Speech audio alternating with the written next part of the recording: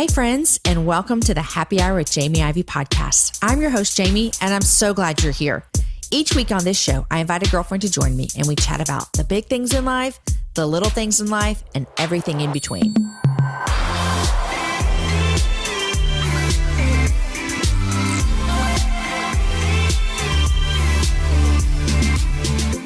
In the Doing the Best You Can motherhood journey, the days are long, but the years are short. In her new book, Sacred Ground, Sticky Floors, Jamie Amarine delivers a totally relatable account of her hilarious and honest misadventures in motherhood.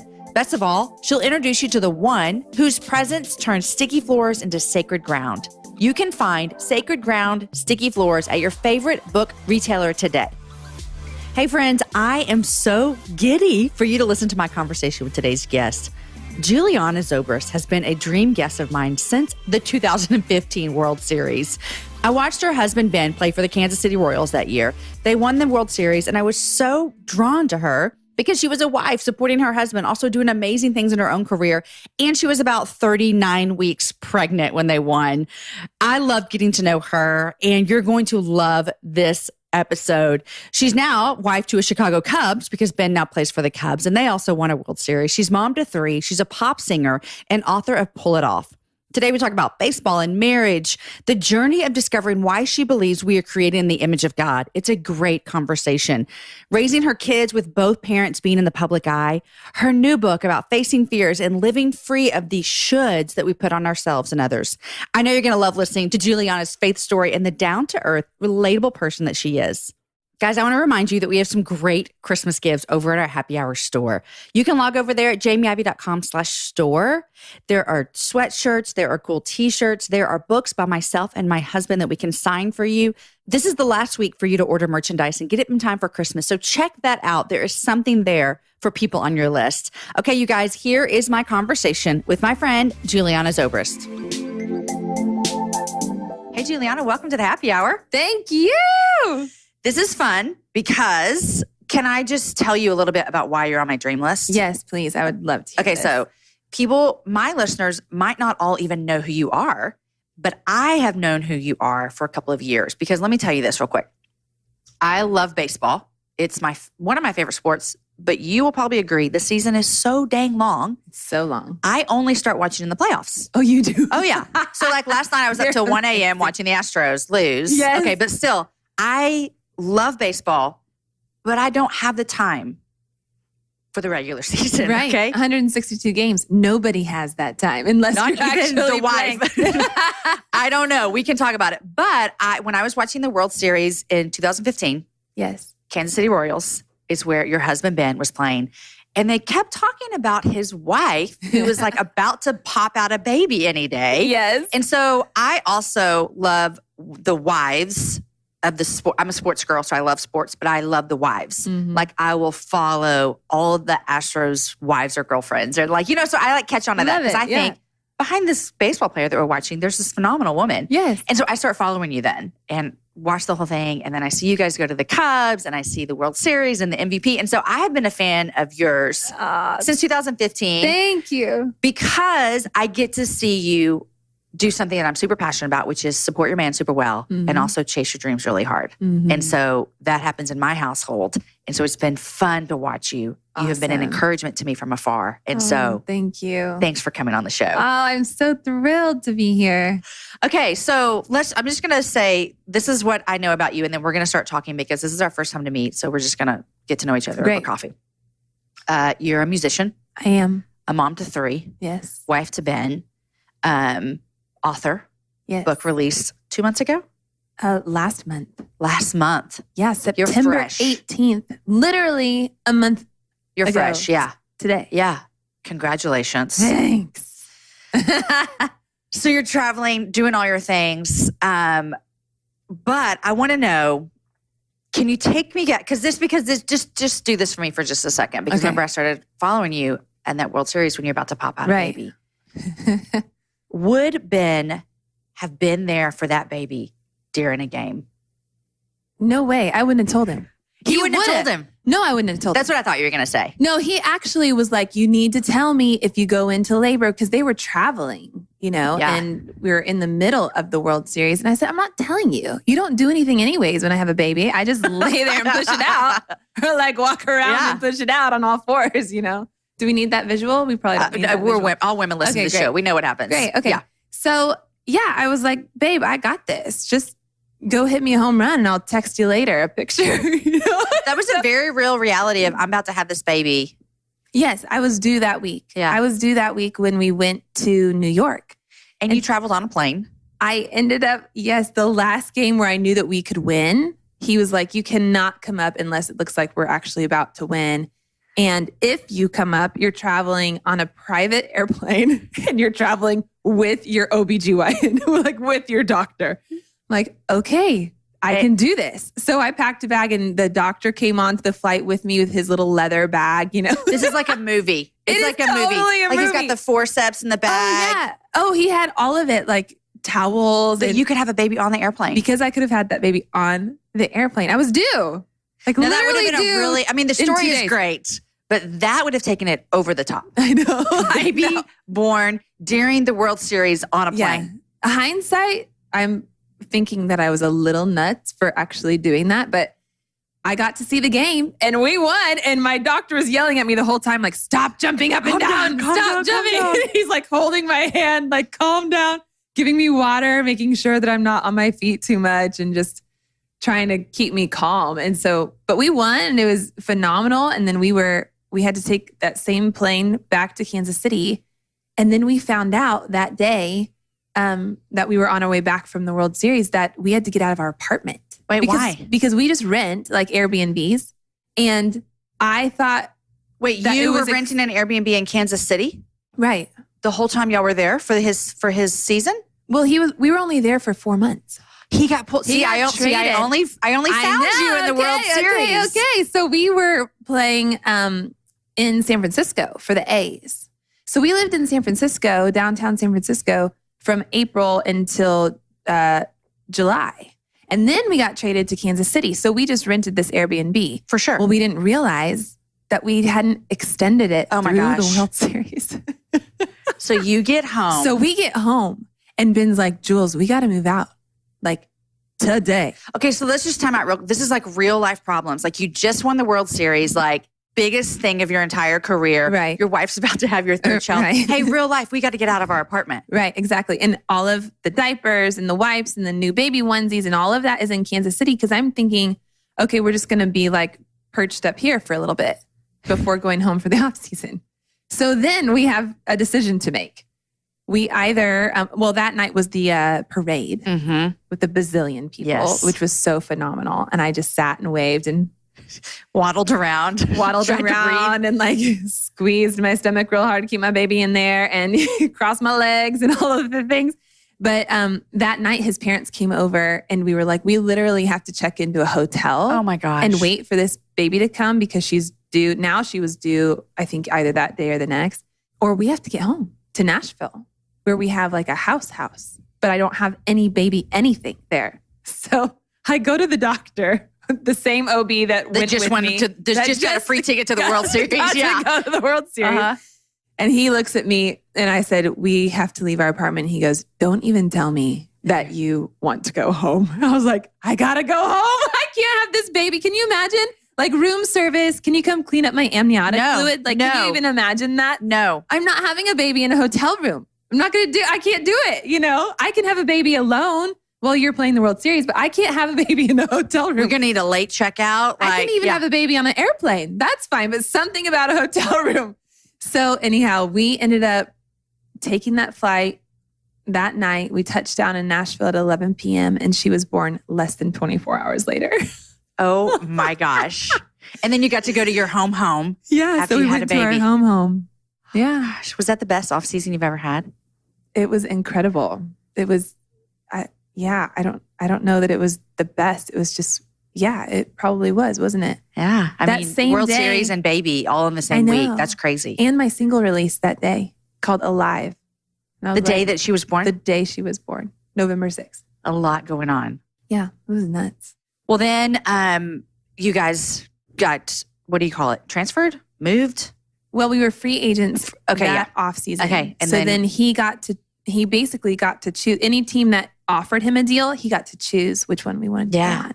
The Chicago Cubs. Yeah, girl. Which, I think a lot of people may not understand this and realize is that unlike a lot of other sports, professional baseball players don't just show up in the major leagues. They put in a lot of years. Oh, yeah. A lot of years of making like $400 a month. Yeah. Of just working to get to the big show. And so you guys, it looks as though, oh, look at the Zobrists.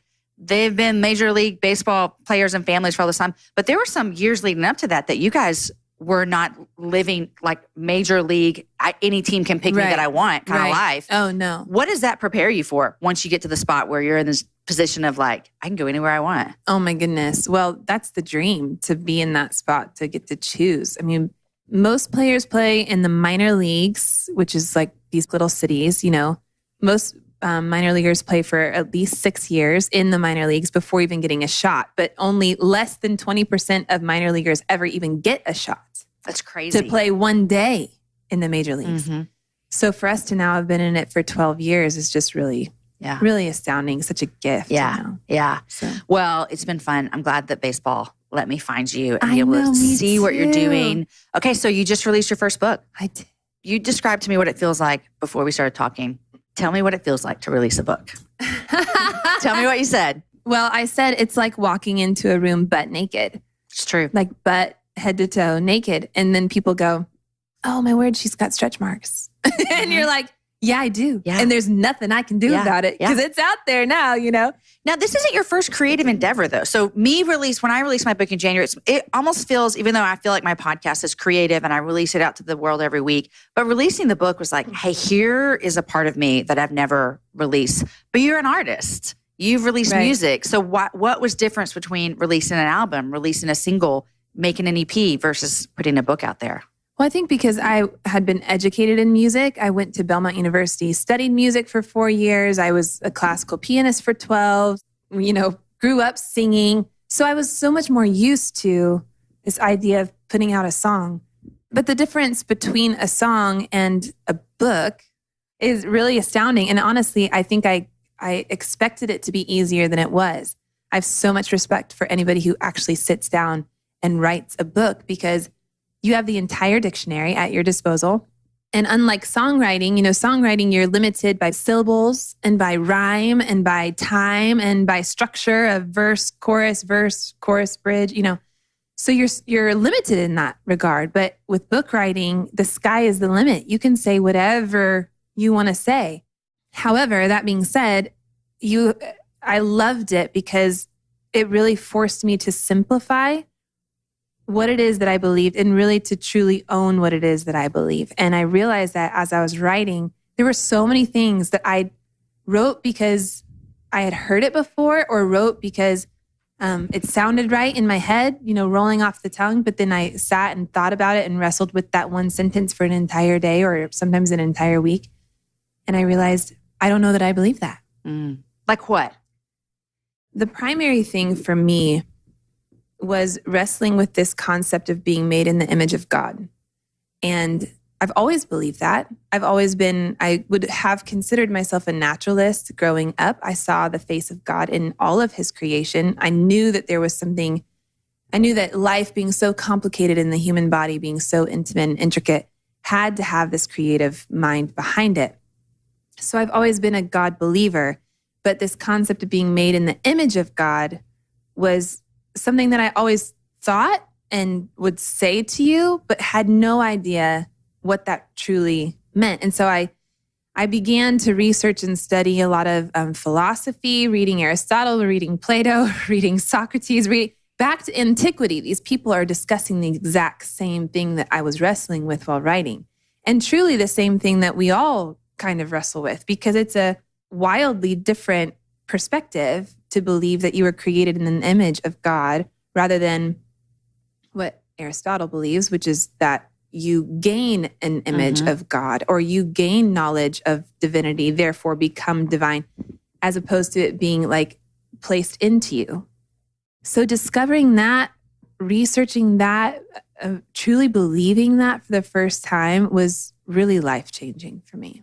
Believing that you were created in the image of God. Believing that I am created in the image of God and that every man and woman is created in the image of God, regardless of belief. Mm-hmm. That he sees us by nature of being his created being, that you've been imprinted with the face of God in some way, regardless of whether or not you come to the knowledge of that he has imprinted himself in you. So in a sense, we're like walking fractions of him, you know? And that's revolutionary because when you believe that, then I'm no longer in competition with you. You look different than me. You have a different personality than me. You have different gifts than I do. And it used to be a source of comparison or competition for me. But now I look at it as, oh my word, you are literally this fraction of God that I can't carry. Because if one of us could carry all of it, you would be Jesus. Yeah. You know, and been there, done that. Yeah. So none of us are able to fully hold and contain this image of God. So he's like divided us out into the world. So it's almost like I know you grew up, your dad's pastor. Yes. So it's like you grew up with this knowledge. Oh, yes. Yeah. We're all created in the image of God. Right. And then something happened where it clicked and you went, this changes everything. It does. It changes the way that women can and should react to and with each other. Yeah. Yeah. It makes it a collaboration instead of a competition. It makes you appreciate and champion the differences and desire to find them. And even for myself, desiring now to find them in my daughter and in my daughters and in my son, and to adorn them with that, to say, this is the image of God, that he's given you this to carry part of himself into the world. Like, how freaking fascinating is that? How do you, because you're championing that message. I can see that in you, that is, especially I could tell over the past year and a half when you were writing the book, that message just came out a lot in everything you did. And I was like, yes, like slow clap when you would say some things. How do you, because you don't just live in a Christian world. Right. Like you guys are not in quote unquote ministry, although we all do ministry in life. Right. You know what I mean? How does that translate for you in your everyday world with the world that you walk in that might look different from mine with my husband being a pastor? Right. It doesn't really change much to me. I'm kind of the same person regardless of who I'm around.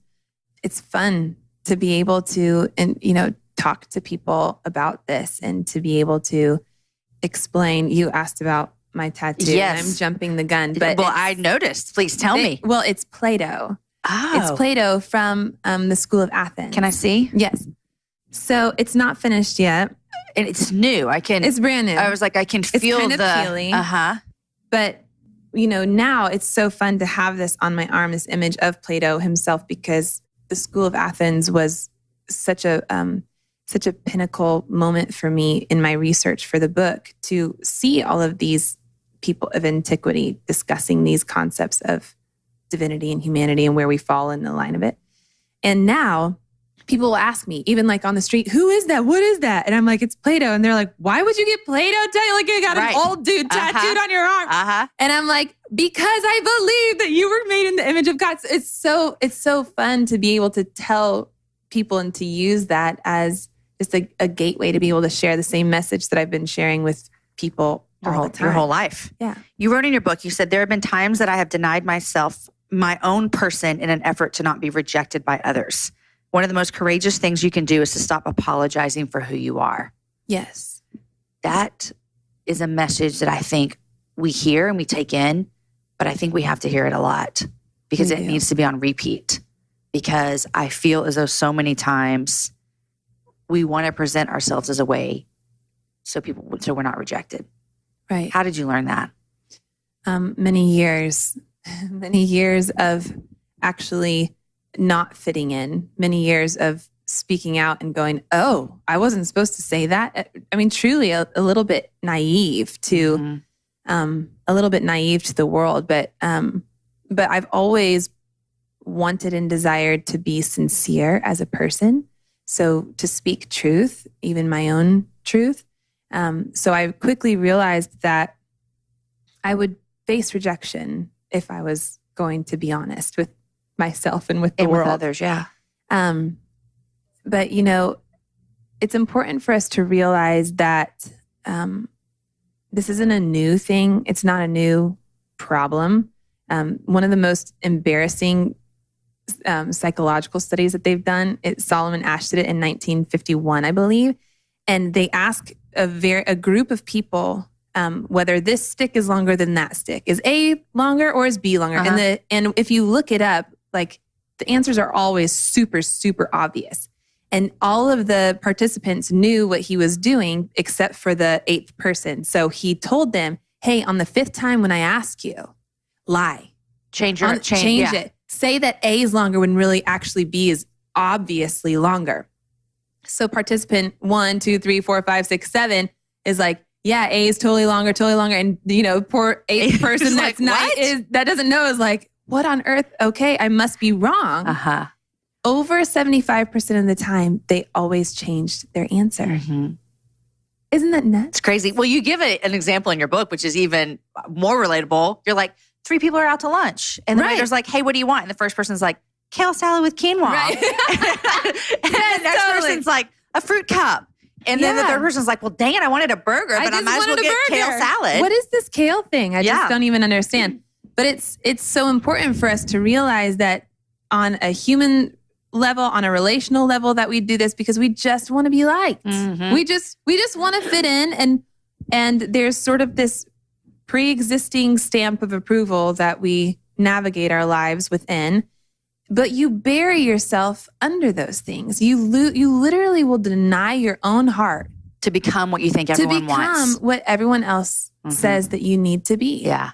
And even just saying that out loud is, you asked me initially how I came to this conclusion and how I walk through it. To say that even just out loud is in and of itself helpful. To realize that we do this. Like we say A is longer when B is obviously longer. Yeah. We say we want a kale salad when we just want the burger. With mushrooms. With mushrooms. Swiss cheese. Yeah. That's what I want. Totally. Yeah. Totally. And yeah, we've got to stop apologizing for who we are and for being the way that God created us to be. I think as moms, sometimes we think, okay, I'm going to teach my kids this. This is important for my kids to learn this lesson. I want them to be confident in who God made them. I want them to own their stories. I want them to be everything that God has for them. And then as women, we're like, I don't know if I can do this. And so I find it really interesting and an important conversation that you're saying, this is not just something we teach our kids. This is something we teach ourselves all the time, all the day long. Do you see that conversation is different between your girls and your son? Or do you see it's the same? No, it's the same. It's the same. And for me as a mom, it's catching those glances that they give where maybe they want to say something, but they're not sure if they should or shouldn't, Yeah. you know? For me, there's an example in the book where I tell a story of my daughter and I going into a nail salon, and she picked out 7 colors. My daughter's Cruz, who thinks that cartwheels is an appropriate mode of transportation. She picked out 7 different colors and she sat down. She's so excited. She never gets her nails done, you know, it was like a mommy-daughter date thing. And the woman that was painting her nails painted her pinky yellow, which was one of the 7 colors. And Cruz very politely was like, oh, I really wanted pink on my pinky. Is that okay? And the woman's like, oh, sure. So she changes it and, no issues. And then a few fingers later, Cruz kind of gives me the glance like, oh no, she messed it up again. Oh. And she didn't know if she should say anything. I'm like, you can ask her, And the woman, so she ended up changing. Well, it happened a third time. It happened a third time. And on this third time, the woman looked at me like, okay, Mom, it's time for you to step in. And I found in myself the temptation, what I wanted to say and I almost said was, just be grateful. Just be grateful, honey. It's fine. Just be grateful. And thank God he stopped me, because in that moment, what we're doing and what disgusts me that I almost did was that I'm tethering her self-expression to gratitude or a lack thereof, right? Like, you're obviously not grateful because you just want blue on your thumb instead of purple. Yeah. Like, that makes me not a grateful person. And that's what I was almost communicating to her. So I realized that when I'm speaking to my kids, so often I just say things like, oh, just be grateful, or oh, just be whatever, or be content. And it's like, for her to stick up for wanting blue on her thumb, which is a service that she's paying for, I'm paying for, does not mean that she's not grateful. It just means that she knows what she wants. Yeah. And that was an opportunity for me as a mom to not allow her to bury herself underneath the need for approval or the need to avoid that side eye glance to my mom. That was a moment for me to champion her and to say, I support and validate and actually value the fact that you know what you want and that it's important to you. Yeah. And to give you the confidence and the courage to speak out and say politely, would you mind not putting the blue on that thumb? I'm going to remember this next time because my daughter is like, can I have 5 colors on my hands? And I'm like, no, pick 2. Like, just pick 2 and we're moving on. So I'm going to remember, you're going to be in my head. Like, let her pick 5. I know, let her pick 5 or 7. I'm always like, just pick 2 and, we'll move on from there.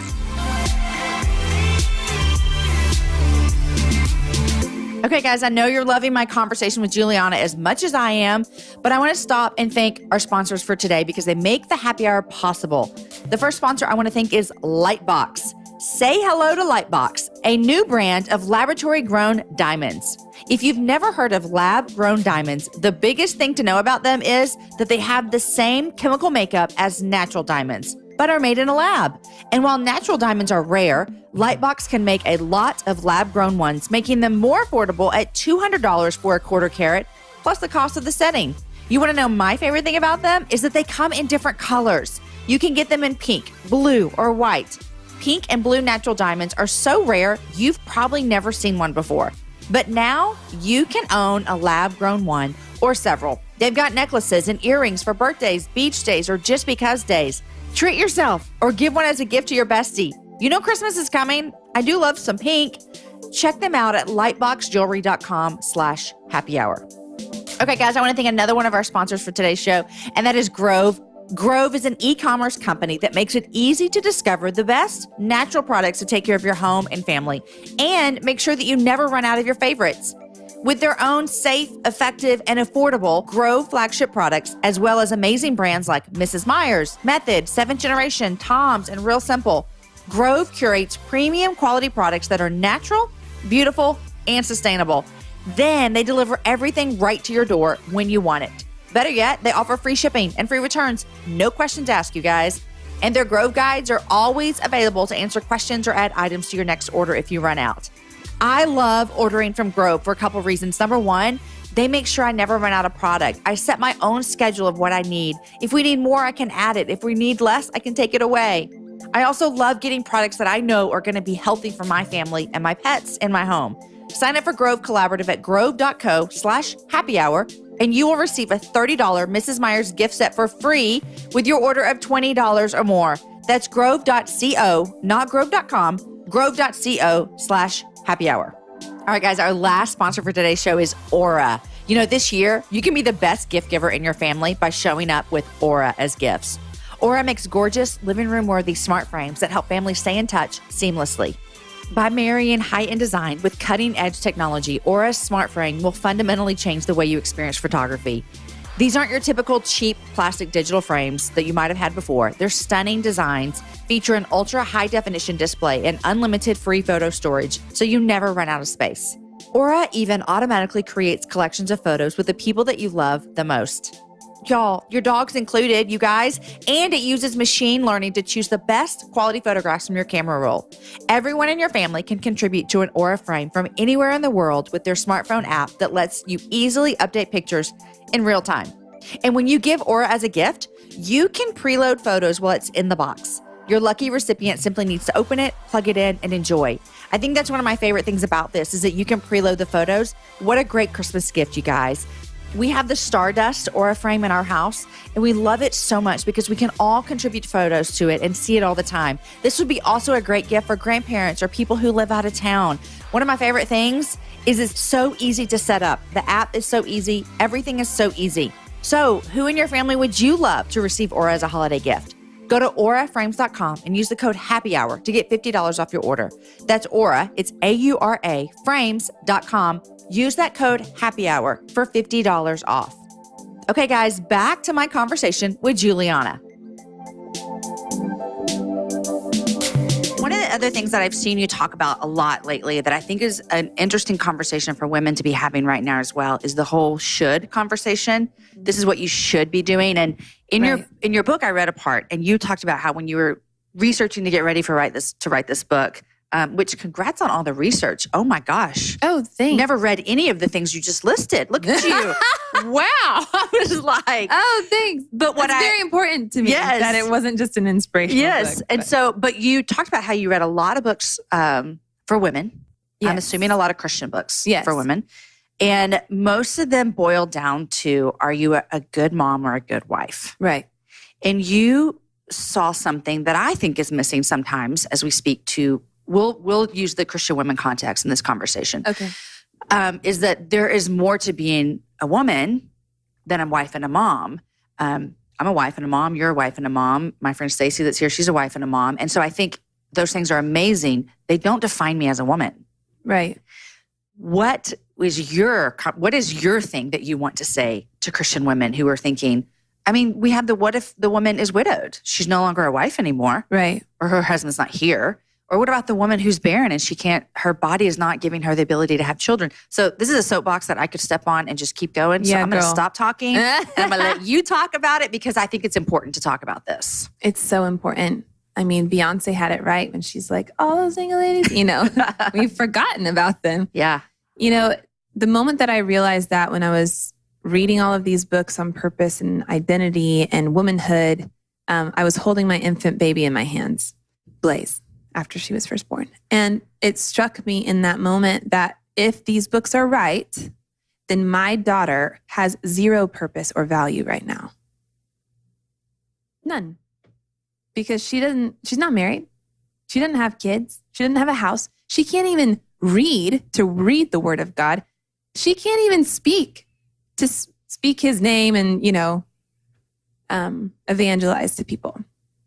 Why would God choose to create somebody who's so helpless in infancy and in mind and body, but yet still say that you're in my image and yet still call you my daughter and yet still say, let the children come to me, have faith like this. And none of them have any accolades. None of them have done anything. And man, that moment for me rocked my world so hard because it just boils it down to where is your value? Where is your purpose coming from? And it will never be found in something that you're able to achieve or maintain. And unfortunately, relationships are also that. You fall in love, you maintain that relationship. We should never, ever, ever subject ourselves or others to having to achieve and maintain something to then have value and purpose before the eyes of God. Because what if you're barren? What if God calls you to singleness? God calls you to singleness. I mean, what if you don't want to have kids? What if you become the CEO that your mama always wanted you to marry? Yeah. Mm-hmm. I would say to women, to Christian women in particular, just to think about what it is that you're implying when you are tempted to judge, when you're tempted to have the first question you ask the single girl, oh, did you meet? Are you dating anybody? Like, just think about what we're implying to our hearts, because what we are implying is that your identity and your value and your worth is tethered to somebody else. Mm-hmm. And it can't be that way. Yeah. Well, it can't be that way because, like you said, and I've never heard that example before, if you're looking at your infant daughter and going, well, what is her value? Right. Because all of those things, A, are not promised to us. Right. It doesn't say that anywhere. And B, they can all go away. Mm-hmm. And so like what you're saying is such a great conversation of our identity is found only in Christ and Christ alone. Right. And so none of those things can make me a better woman or make me less of a woman. Right. And the same thing goes for image. We do the same thing with our image. It's a little bit more personal, but I have found myself on the closet floor crying after having a baby and going, what is this body? Yeah. And where did you go? And who am I? And really questioning who I am as a person, because my body's changed. I've also had a number of times people ask me about my hair because my hair is platinum, clearly very natural. I'm just kidding. I'm being facetious.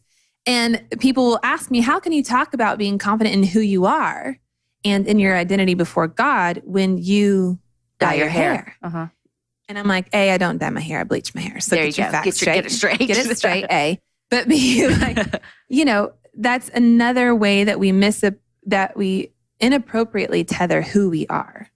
I mean, what if I go through cancer and I lose my hair? Am I losing my value? Am I losing my identity as I'm losing my hair? And one of my best friends walked through cancer and she felt herself struggling with that. Yeah. And I'm sitting on the sidelines going, why do we do this? Why do we try and tether who we are to something as flippant and dumb as hair? Yeah. Bleached hair. Bleached hair. Not even dyed hair. Bleached hair. Right. Get it straight. Get it straight. I mean, the logic is absurd and it sounds absurd and laughable, and we laugh because it really is, but we think this way. So we have to reframe the way that we think about it. It's good. I'm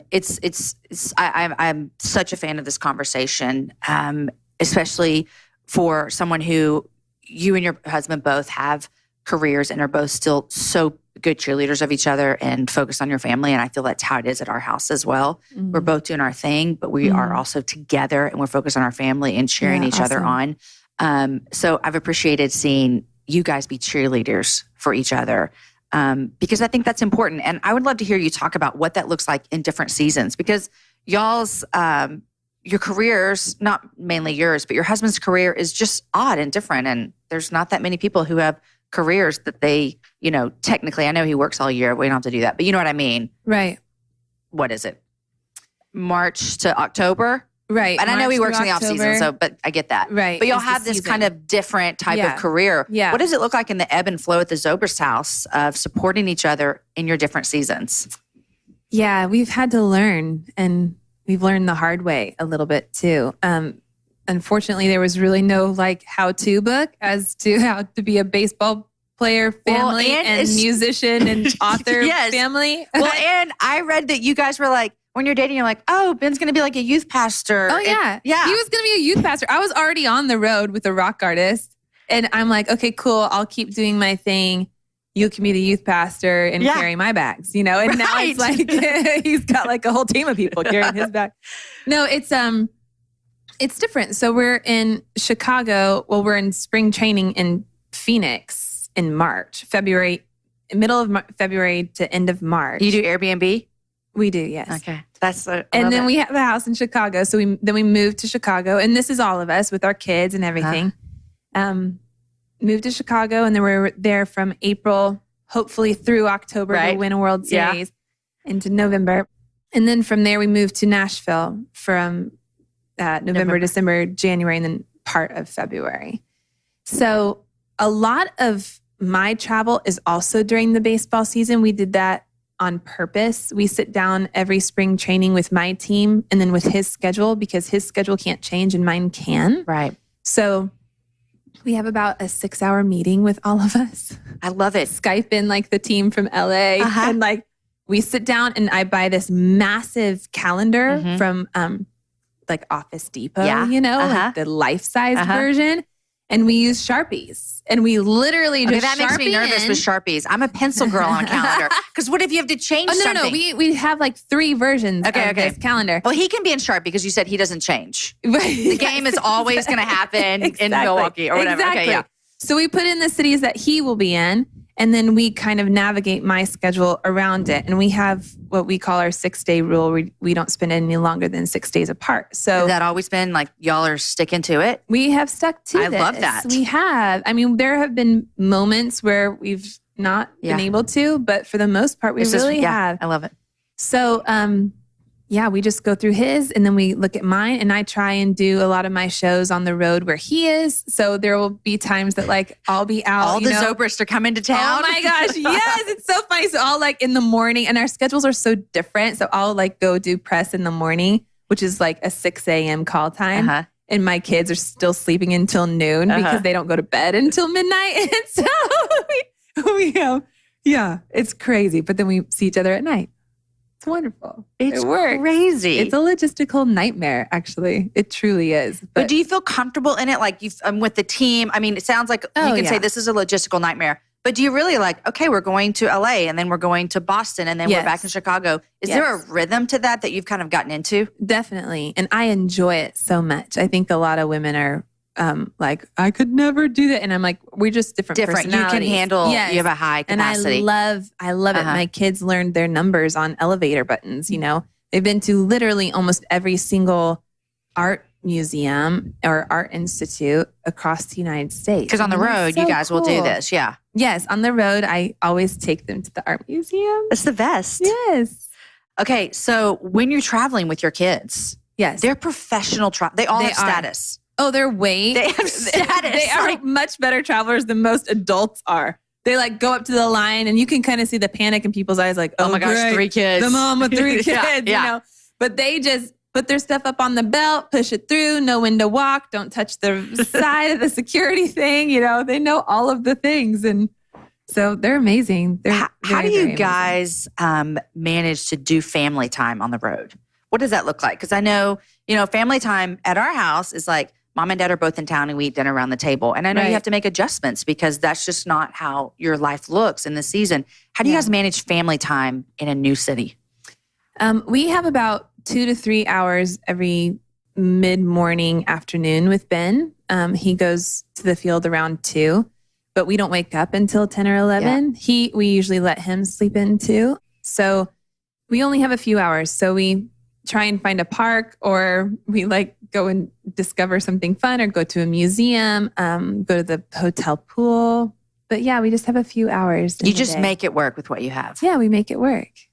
We do. What's the best thing about traveling with your kids? I think I know what you're going to say, but I want to know the best and the hardest.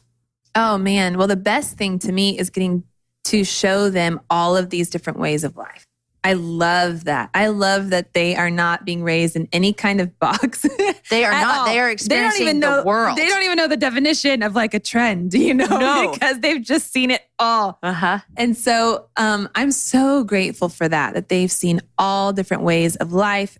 I'm also really grateful that they've been in all different types of churches.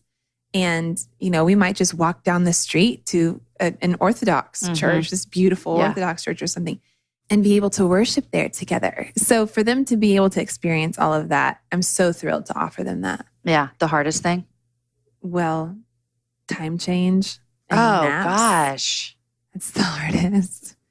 And y'all are all checking bags? Oh, yeah. Oh, Getting through the airport is not the hardest, but yeah, time change can be really hard for nap schedule.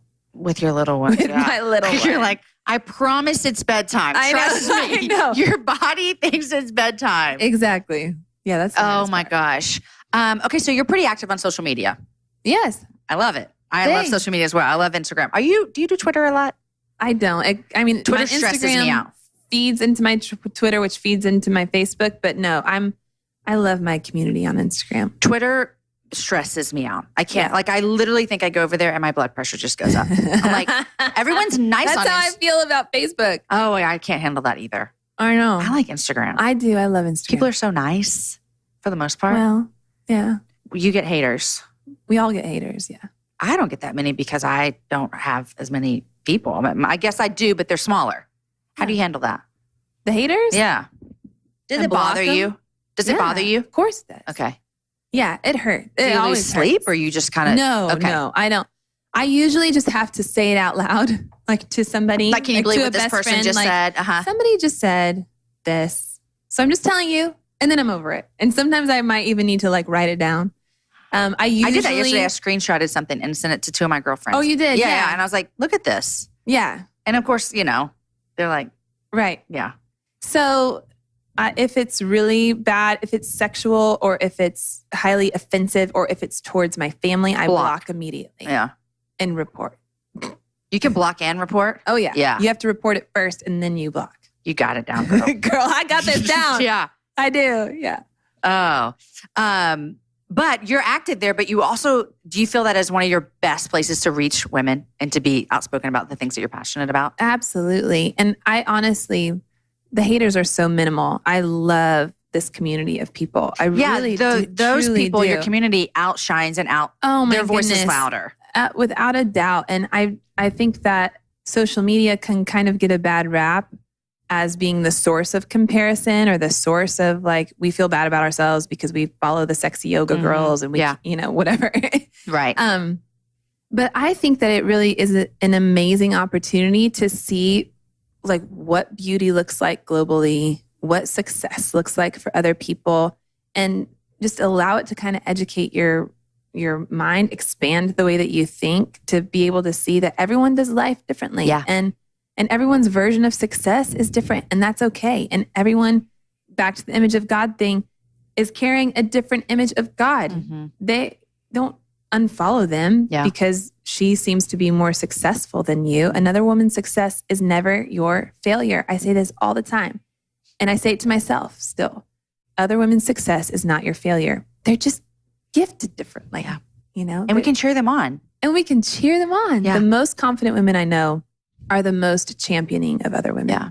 Now, I will admit, I have unfollowed people, not because they're doing anything wrong, but because my heart needs to get a little bit more balanced. Does that make sense? Like How so? My most recent unfollow was a woman I don't even know. And she talks a lot about yoga. And I've done yoga like 5 times. I said sexy yoga girl, and this is why I'm remembering. I don't even know her name. That's the thing. Like, I don't even know her. But I started to feel like, you know what? I think I need to get my brain take a little break from this. Mm-hmm. But I actually am like the most secure in who I am and that I've ever been. Yeah. And so for me, it was a matter of, I just need to take a little bit of a break because she's not doing anything wrong. Right. Like, and I'm happy for her. Yeah. I just need to take a break. Yeah. From absolutely. sexy yoga girl. Yeah.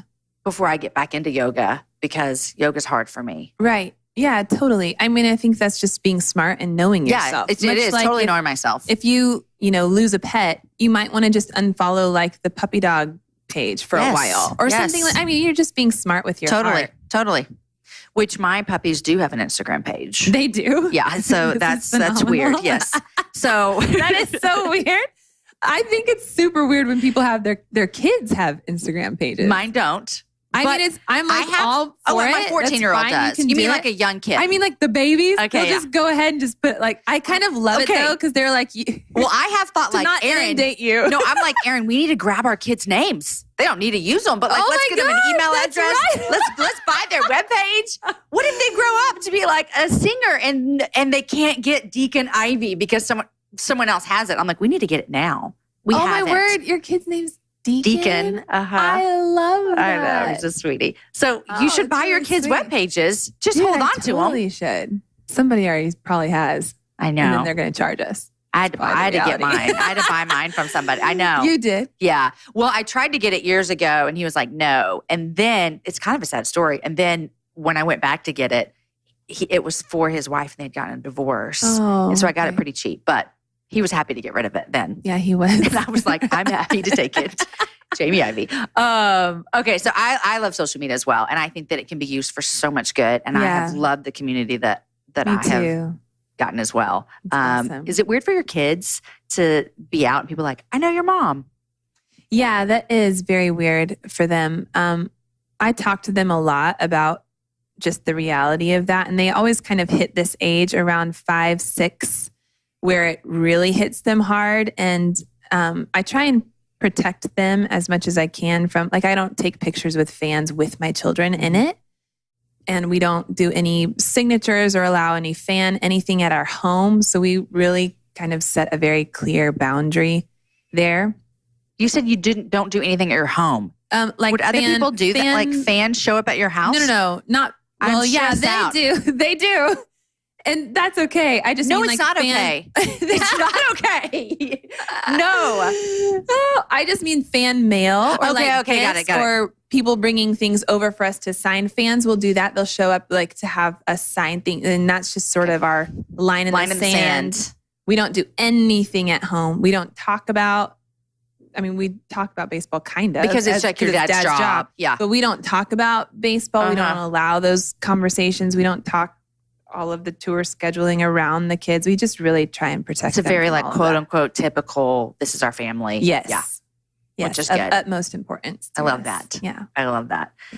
My kids, now that they're older, 14, 13, 12, 10, I will be like, hey, can I put that picture I just took of you on Instagram? Yes. And I have one that almost all the time will say no. Yeah. One kid. And then I have another one's like, yeah.